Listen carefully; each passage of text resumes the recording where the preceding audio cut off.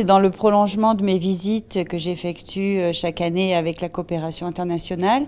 Donc après la Mauritanie, le Burundi, cette semaine, qui suit donc la signature d'un accord cadre de coopération qui a été signé avec mon homologue, le ministre des Affaires étrangères, en marge du sommet de la francophonie.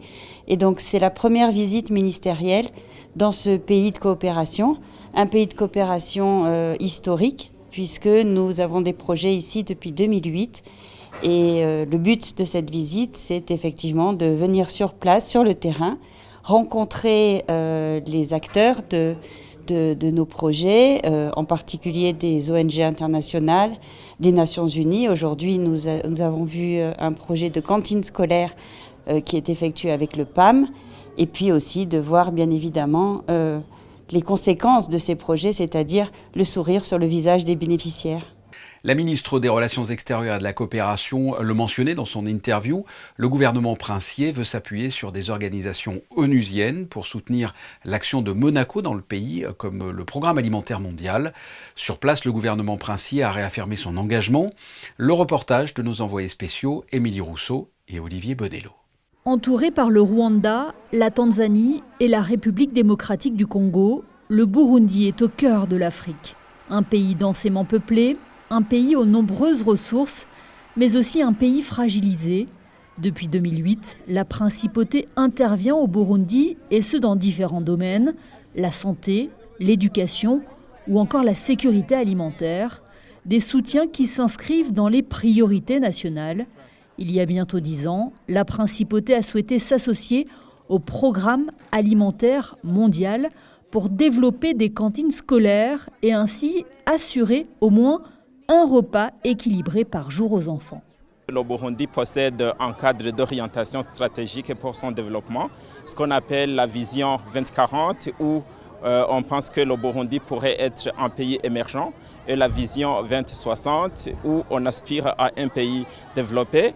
Et la contribution de la principauté de Monaco vient dans ce sens, de pouvoir essayer d'aider le gouvernement à toucher les livrables qui sont déclinés dans les différents cadres d'orientation stratégique de développement pour le Burundi. Face à l'enjeu, Monaco a souhaité renouveler son partenariat avec le PAM pour une durée de 3 ans, une signature qui a eu lieu, hasard du calendrier, le jour de la Journée mondiale de l'alimentation. Grâce à ce réengagement, plus de 80 000 enfants d'une centaine d'écoles de 3 provinces du pays pourront bénéficier d'un repas chaud réalisé à base d'aliments fournis par des coopératives agricoles locales. Pour nous, les cantines scolaires, c'est beaucoup plus qu'un repas. C'est un investissement dans le capital humain ici au Burundi.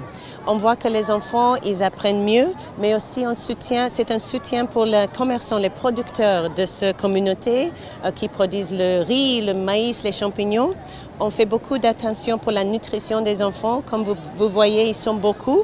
Même si la contribution n'est pas énorme, elle est catholique. Et on sait que 1 sur 4 élèves se nourrissent grâce à Monaco. Lors de cette journée sur le terrain, la délégation monégasque menée par Isabelle Béraud-Amadei s'est rendue également au consulat de Monaco pour marquer cette première visite de niveau ministériel au Burundi. C'est un signe fort qui montre que les relations entre le Burundi et la principauté de Monaco vont se développer davantage. Elles étaient déjà très bonnes parce que la principauté de Monaco soutient beaucoup de projets au Burundi depuis longue date. Et maintenant, avec la signature de l'accord cadre et la visite officielle de la ministre des Relations extérieures et de la coopération de Monaco, ça devient encore plus important et ça rapproche davantage les deux pays.